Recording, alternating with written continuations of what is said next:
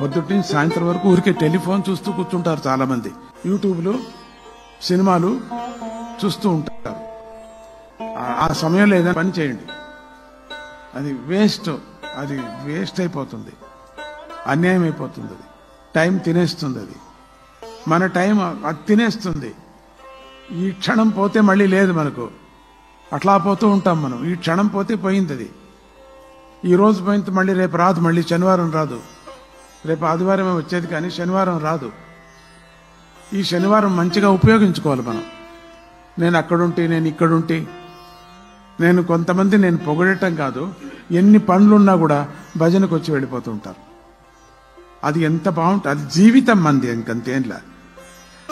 అది పడితేనే మనకు మంచిగా శక్తి వచ్చేది. చాలా మందికి భజన పిచ్చి, అదే వాళ్ళకి ఔషధి. అది లేకపోతే బతకలేరు. అది అభ్యాసం చేసుకుంటారు శరీరానికి. చేయాలి మనం. ఎంత మంచి అభ్యాసం అది. దురభ్యాసం చేయకూడదు. మంచి ఫోన్ ఉంది కదా అని దాంట్లో చెడ్డదిగా ఉపయోగించకూడదు. పెట్టేసేయాలి అట్లా. అస్సలు దానికి బానిసలు కాకూడదు మనం.